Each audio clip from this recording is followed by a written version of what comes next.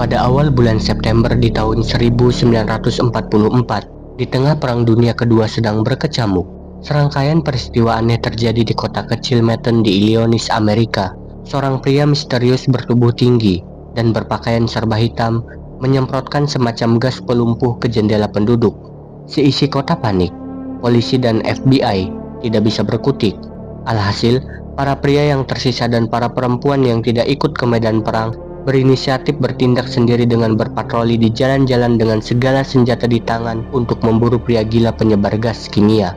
Karena tidak bisa menemukan siapa pelaku dan sebabnya, para aparat negara menyalahkan pemberitaan koran lokal, dan para sosiolog dan psikolog hanya menggambarkan kejadian di Metten dengan penyakit psikogenik massal akibat perang. Namun, semua itu meragukan dan diajukan hanya untuk menutupi kegagalan mengungkap siapa dan kenapa pria gila penyebar gas kimia itu melakukannya. Karena siapa pria ini, apa agendanya, dan kemana dia menghilang, tidak ada yang tahu. Bahkan, sampai sekarang.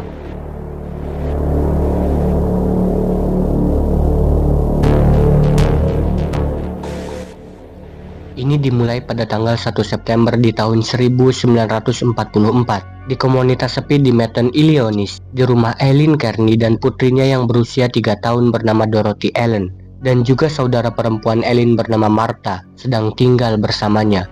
Suaminya sedang bekerja. Di malam itu, Eileen terbangun oleh bau aneh yang dia cium di kamar tidurnya. Ketika dia mencoba bergerak, kaki-kaki dan tubuhnya tidak bisa digerakkan.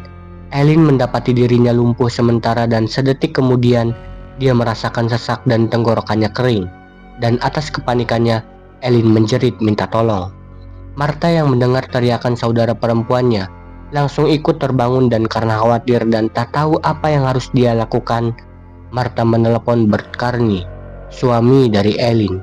Ketika Bert tiba di rumahnya, dia melihat sosok mencurigakan bersembunyi di dekat jendela kamar tidur istrinya. Lelaki itu tinggi, mengenakan pakaian gelap dan topi ketat.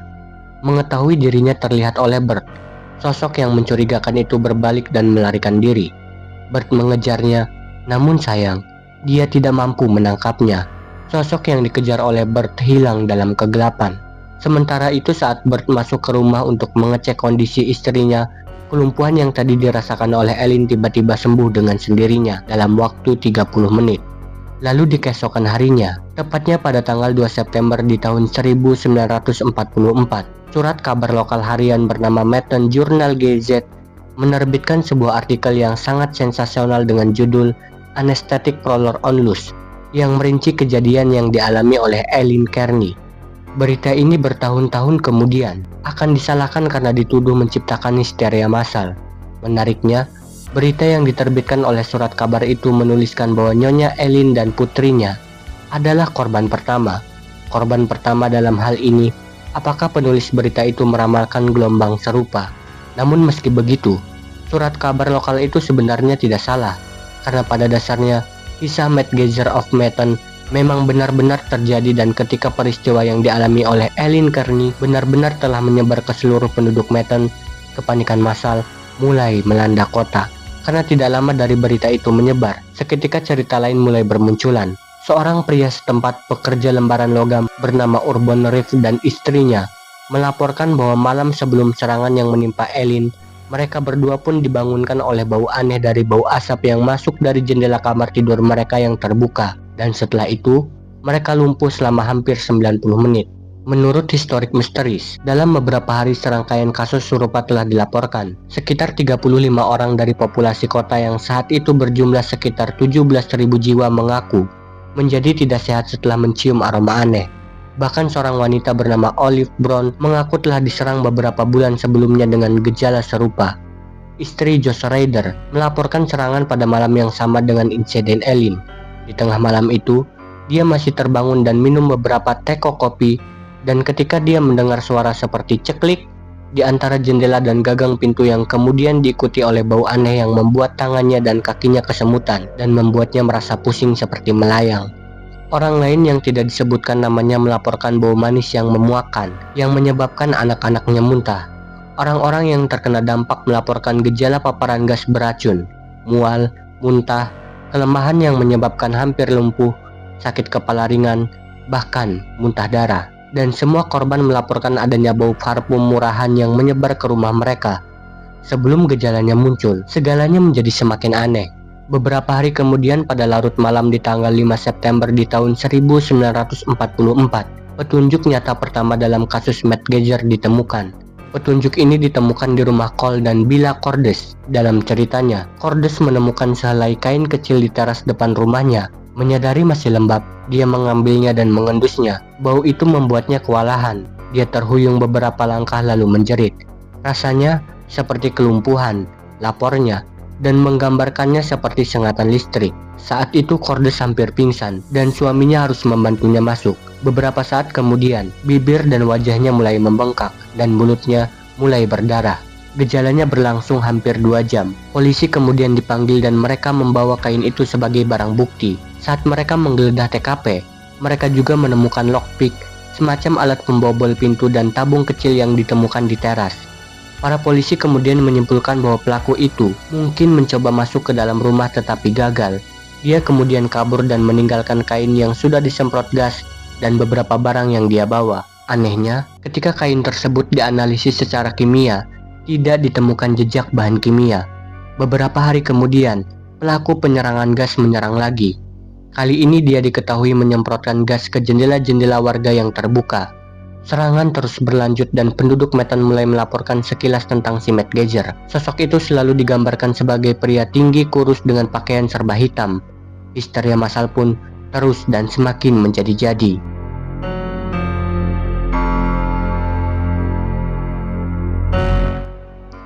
Ketika kepanikan di Metten terus meningkat, Angkatan Darat mendatangkan ahli senjata kimia.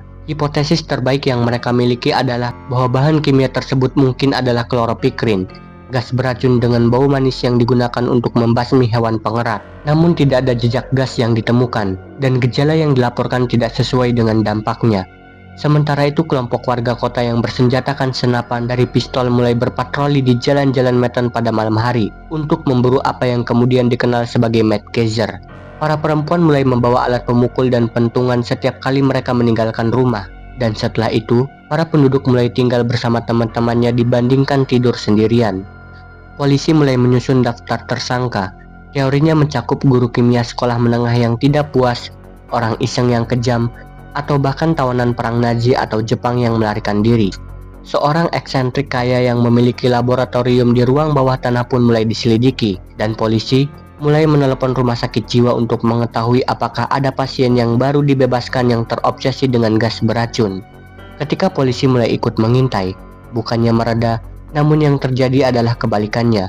Karena setelah itu lebih banyak serangan dilaporkan dan polisi selalu terlambat karena Matt Geiger tidak meninggalkan petunjuk yang pasti. Akhirnya, pihak berwenang bahkan meminta bantuan 2 agen FBI dari Springfield untuk menyelidiki kasus ini. Meskipun begitu, laporan terus diterima dan kasus ini semakin menyebar luas. Namun meskipun ada serangkaian petunjuk yang ditindaklanjuti, polisi tetap bingung. Bahkan FBI tidak dapat mengambil keputusan konkret tentang apa yang terjadi di Metten. Akibatnya, desas-desus pun mulai beredar bahwa penyerang adalah pelarian dari rumah sakit jiwa atau mata-mata Jerman yang sedang menguji semacam gas beracun. Desas-desus ini semakin membuat kepanikan warga mencapai puncaknya.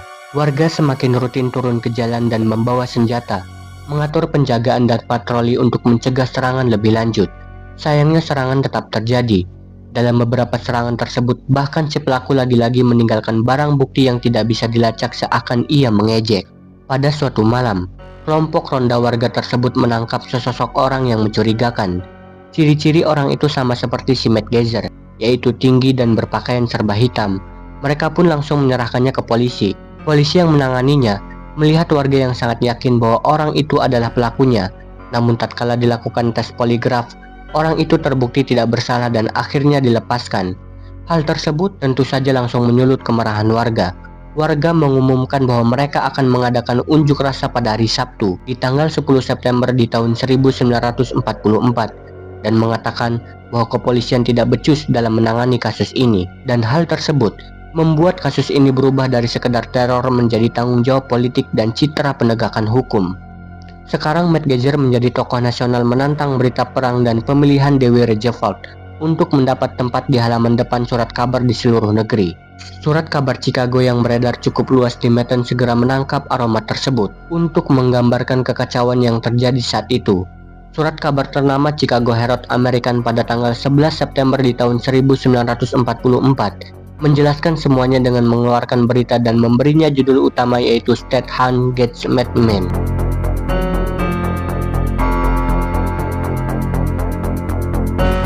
Sibuk dengan isu politik membuat warga sedikit lengah.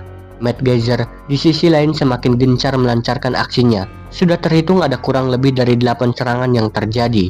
Salah satu korban yaitu Miss Frances Smith mengaku dia mendengar suara mendengung dari luar rumah saat penyerangan dan percaya bahwa itu adalah alat penyemprot milik Matt Geiser yang tengah beroperasi. Tidak lama dari itu, seorang peramal lokal bernama Edna James mencium bau aneh di rumah kos yang dia datangi dan pergi untuk menyelidikinya. Dia kemudian mengaku telah bertemu dengan manusia mirip kera dengan tangan panjang terulur dan memegang pistol semprot yang menyiram 3 awan gas yang menyebabkan lengan dan kakinya mati rasa. Pada tanggal 11 September, paranoia Matt Geiser telah mencapai batas normal. Agen FBI berusaha melacak jenis gas yang digunakan dalam serangan dan kepolisian harus membagi waktunya antara mencari pelaku gas dan mengawasi warga yang berdemo. Beberapa warga masih ada yang berpatroli dan membawa senjata ke sana kemari. Hal ini sedikit menimbulkan ketidaknyamanan di seluruh kota. Pada akhirnya, karena sebuah penyelidikan yang tidak membuahkan hasil dan diikuti sebuah pencarian ibarat mencari hantu, pada tanggal 12 September di tahun 1944, pihak kepolisian memutuskan untuk mengeluarkan sebuah statement yang cukup kontroversial. Eugene Cole, kepala polisi Manhattan, mengeluarkan apa yang dia rasakan sebagai pernyataan terakhir atas rentetan serangan gas yang terjadi. Cole mengeluarkan pernyataan yang mengatakan bahwa bau tersebut disebabkan oleh gas yang secara tidak sengaja dilepaskan oleh pabrik mesin Atlas Diesel Engine Co. Gas itu kemungkinan terbawa angin dan masuk ke dalam rumah-rumah warga dan mengakibatkan kelumpuhan. Cole menambahkan bahwa adapun sosok Matt Geiser itu sendiri, dia hanyalah isapan jempol dan imajinasi penduduk belaka. Cole menekankan bahwa seluruh kasus yang terjadi adalah kesalahan dari awal sampai akhir. Pernyataan tersebut tentu saja menimbulkan berbagai macam protes. Protes yang paling besar ditujukan oleh juru pabrik mesin diesel Atlas Diesel Engine Co. Perusahaan tersebut dengan cepat menyangkal tuduhan bahwa perusahaannya telah menyebabkan kekhawatiran di kota.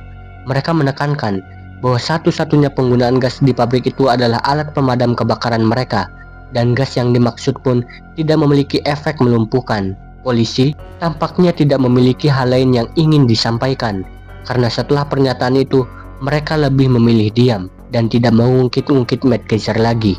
Menyerahnya polisi dalam kasus ini diikuti beberapa kasus yang masih tetap terjadi, membuat warga mau tidak mau harus menangani kasus ini dengan tangan mereka sendiri. Pada tanggal 13 September, sebuah serangan yang diyakini sebagai petunjuk kunci atas identitas Matt Geiser terjadi. Serangan itu berlangsung di rumah Nyonya Bertha Burns dan putranya yaitu Orville. Mereka menangkap basah si pelaku yang tengah menyemprotkan gas ke jendela kamar tidur. Pelaku yang mengetahui dia tertangkap basah langsung kabur dan menghilang. Meskipun begitu, Nyonya Bertha Burns sempat melihat dengan jelas wajah sang pelaku. Nyonya Bertha menggambarkan penyerang sebagai seorang wanita yang mengenakan pakaian pria. Pakaian tersebut serba hitam dan jika dilihat sekilas, sosoknya akan terlihat seperti ciri-ciri yang digambarkan oleh warga. Hanya bedanya, dia adalah seorang perempuan. Entah karena sebuah kebetulan atau apa, semenjak saat itu Matt Geiser of Manhattan tidak pernah terlihat atau terdengar lagi. Meskipun kasus sudah tidak terjadi dan penyelidikan sudah dihentikan, namun masih banyak pertanyaan yang belum terjawab atas identitas si Matt Geiser ini. Cerita-cerita yang menjelaskan bahwa dia adalah seorang perempuan tampaknya tidak cukup menguak identitas sang pelaku.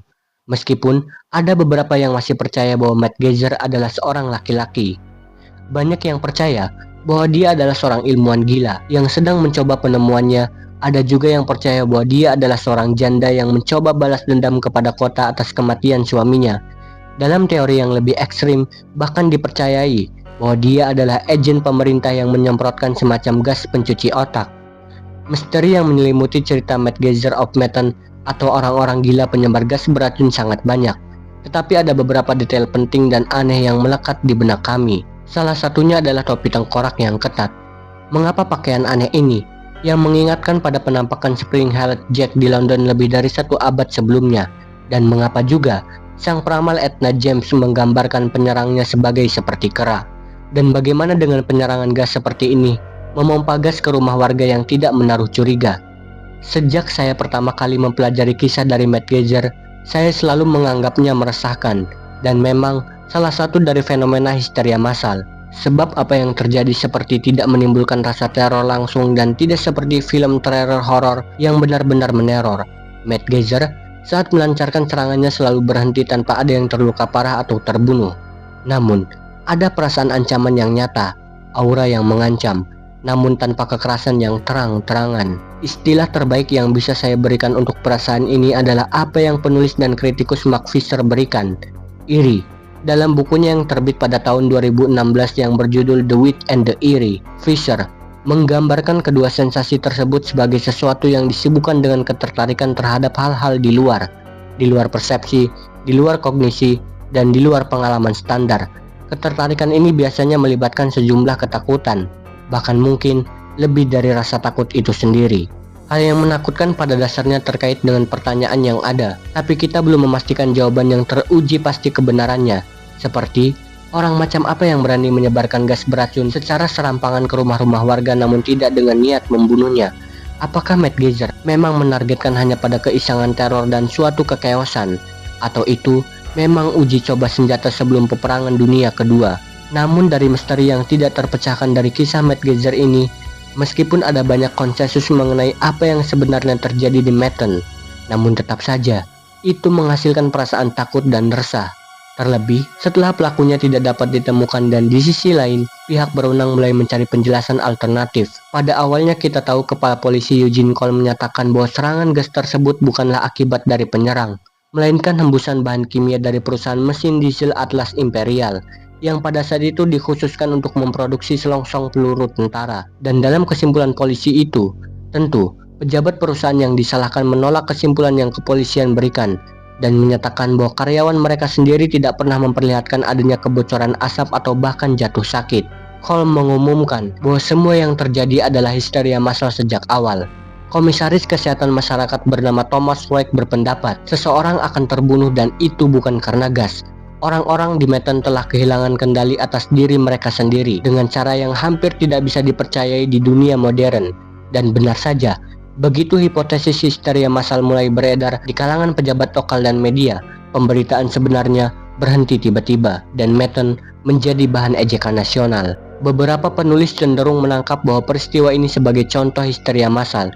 Ini terlihat dari headline harian Remox Times beranggapan kalau sesungguhnya tidak ada orang gila penyebar gas.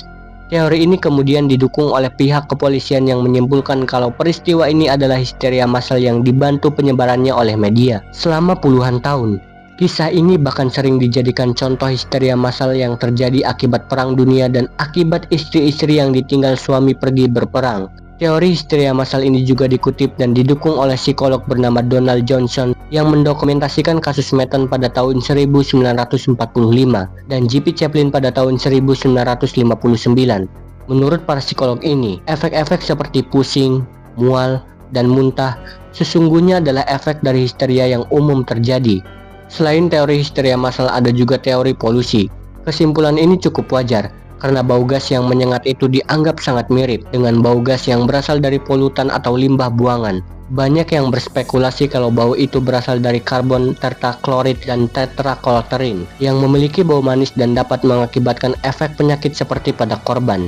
Dan seperti yang ditulis J.P. Chaplin dalam bukunya yang terbit pada tahun 1959 dengan judul Rumor of Fear and the Madness of Crow Manhattan, ia menyimpulkan bahwa kejadian di Matt Geiger of Manhattan mungkin mewakili salah satu wabah histeria massal paling murni yang pernah tercatat. Namun tidak semua orang yakin dengan penjelasan tersebut. Dalam sebuah buku yang berjudul The Matt Geiger of Manhattan Defying the Hysteria yang terbit pada tahun 2003 oleh guru sains sekolah menengah dan penduduk asli Manhattan setempat bernama Scott Maruna. Menurut Maruna, peristiwa ini tidak bisa dianggap sebagai histeria massal karena banyaknya laporan yang menyebabkan bau gas yang datang dari jendela dan adanya sosok manusia yang sedang berlari di kegelapan. Jadi memang ada oknum yang menyebarkan gas tersebut. Menurut Maruna, pada masa itu di Manhattan ada seorang pelajar jenius yang sangat kutu buku. Namanya adalah Verly Laulin, seorang pelajar jurusan kimia yang suka bereksperimen dengan berbagai bahan kimia. Suatu hari, laboratoriumnya sempat meledak bahkan sampai terdengar ke tetangga-tetangganya. Maruna percaya kalau Parley adalah seorang pria gila penyebar gas yang sesungguhnya. Ternyata sakit hati akibat dikucilkan oleh masyarakat karena dicurigai sebagai seorang homoseksual. Jadi selain memiliki kemampuan, ia juga memiliki motif. Karena itu korban serangan itu terlihat acak, karena memang ia dendam kepada keseluruhan masyarakat. Bahkan kebanyakan serangan juga terjadi di dekat rumahnya. Untuk menguatkan dugaannya, Maruna menulis bahwa dalam keadaan ketidakstabilan mental dan kemarahan terpendam selama bertahun-tahun terhadap kota yang tidak mau dan tidak bisa menerimanya, Parley bermain-main dengan berbagai pelarut organik dalam upaya menciptakan senjata yang cocok. Namun banyak sosiolog dan detektif yang telah menyelidiki laporan surat kabar dan catatan polisi masih skeptis, dan karena tidak ada petunjuk baru yang muncul, mungkin tidak akan pernah ada jawaban pasti atas misteri Matt Geyser.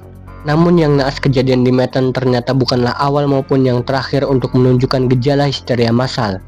Karena ternyata pada tanggal 22 September di tahun 1933, di negara Bathtop, Virginia, Nyonya Cole Hartman pun pernah mencium bau manis yang aneh di dalam rumahnya. Nyonya Hartman merasa pusing tetapi bau itu segera sirna. Pada pukul 22:30 bau itu datang kembali. Kali ini sensasi yang ditimbulkannya lebih kuat sehingga 8 orang anggota keluarga Hartman dan seorang tamu bernama Husby Henderson yang sedang menginap merasakan efeknya. Semua yang mencium bau itu merasakan pusing, mual, kram pada wajah, dan sesak nafas. Alice, putri dari Nyonya Hartman yang berusia 20 tahun pun merasakan akibat yang paling parah. Ia mengalami sesak napas yang sangat parah sehingga harus diberikan nafas buatan. Untungnya nyawanya berhasil diselamatkan.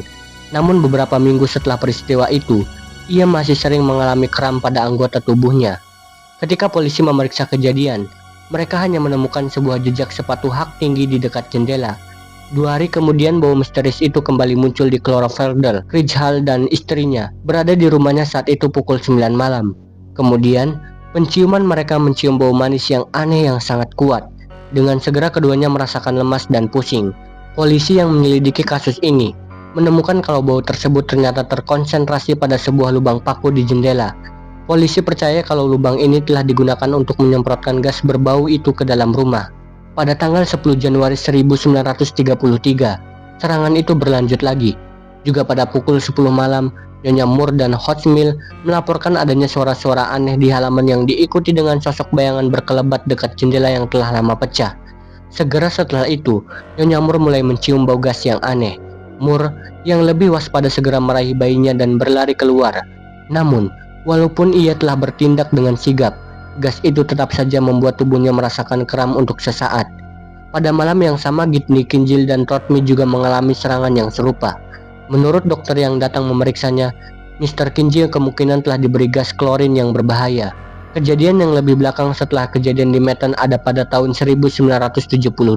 Para pekerja di pusat data di sebuah universitas Midwestern mulai mengeluh bahwa mereka telah menjadi korban serangan gas. Mereka mengaku telah terkena gas misterius dari sumber yang tidak diketahui yang menyebabkan pusing, mual, dan muntah. Setidaknya 10 pekerja dirawat karena gejala yang mereka alami dan pusat data dievakuasi. Meskipun dilakukan pengujian berulang kali, tidak ada penyebab fisik dari kelumpuhan gejala yang ditemukan. Peneliti Sidney Nistal dan Morty Lednum menyimpulkan bahwa mereka yang kurang canggih secara psikologis lebih rentan untuk menjadikan somatisasi atau mengubah masalah psikologis mereka menjadi gangguan fisik. Penyakit psigonik massal nampaknya mungkin disebabkan oleh jenis orang yang salah yang mempunyai reaksi yang tepat terhadap situasi yang penuh tekanan atau tidak berkelanjutan. Orang-orang Metten, baik secara psikologis sadar atau tidak, berada di bawah tekanan yang besar. Sebagian besar sosiolog dan sejarawan menunjukkan kelelahan pada masa perang. Masyarakat telah mengalami kekurangan pada masa perang selama bertahun-tahun dengan banyaknya penduduk laki-laki yang tidak hadir dan menghadapi resiko besar di luar negeri, dan ketakutan terus-menerus bahwa Jerman atau Jepang mungkin mulai menggunakan senjata kimia. Sebagai alasan mengapa masyarakat Metten mungkin telah mengubah gejala normal seperti sakit kepala, pusing, dan kelelahan menjadi cerita tentang penyusup jahat yang meracuni mereka dengan senjata kimia. Namun hal ini berlaku di sebagian besar negara Amerika Serikat pada saat itu, dan pada gilirannya, seluruh negara menjadi terpesona dengan apa yang terjadi di Metten, karena hal tersebut mengumpulkan ketakutan yang sama yang dialami seluruh bangsa, dan mengartikannya sebagai sebuah pengkhianatan yang menakutkan. Dan kemudian, ketika penyebabnya diketahui hanyalah dipicu oleh seorang reporter dengan imajinasi yang jelas dari surat kabar lokal jurnal Gazette, Seolah-olah Metten membiarkan seluruh bangsa Amerika menebus kegelisahan dan kelelahan yang disebabkan oleh perang. Apa yang tampaknya dirasakan oleh Metten adalah bahwa terkadang ketika dihadapkan pada kenyataan yang tidak dapat dipertahankan, kita merespon dengan membuat pemandangan itu sendiri menjadi menakutkan.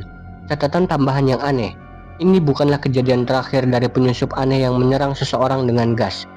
Beberapa dekade kemudian, kota Springfield, Missouri, menjadi tempat terjadinya serangkaian peristiwa aneh. Pada musim panas 1987, seorang pria yang dijuluki polisi sebagai Ether Eddie masuk ke 15 rumah dan menggunakan kain yang dibasahi dengan sejenis bahan kimia, mungkin formaldehyde, untuk menaklukkan sejumlah wanita yang berusia antara 8 hingga 56 tahun. Anehnya, si penyusup tidak pernah mencuri barang berharga dan tidak pernah melakukan penyerangan seksual atau kekerasan apapun selain serangan kimia itu sendiri. Seperti yang dikatakan oleh Dave Dogden, salah satu detektif yang menangani kasus ini kepada media, dia mendapatkan sesuatu dari kasus ini setidaknya dalam pikirannya sendiri. Setelah beberapa bulan absen, serangan aneh kembali pada tahun berikutnya. Histeria pun memuncak. Warga bergegas memasang grendel di pintu dan jeruji jendela, menolak keluar pada malam hari dan mendesak putri remaja mereka untuk melakukan hal yang sama. Akhirnya pada hari Jumat di tanggal 28 Agustus 1988, seorang wanita mendengar suara berisik di luar jendelanya dan menemukan seorang pria, Gary Ray Curtis, sedang membuka jendela dengan obeng. Dia menembaknya melalui kaca, melukainya tetapi tidak membunuhnya. Meskipun telah dilakukan upaya berulang kali, polisi tidak pernah dapat menghubungkan Curtis dengan insiden Ether Eddie, apalagi mengetahui motif dari insiden aneh tersebut. Curtis kemudian dijatuhi hukuman 10 tahun semata-mata karena percobaan perampokan.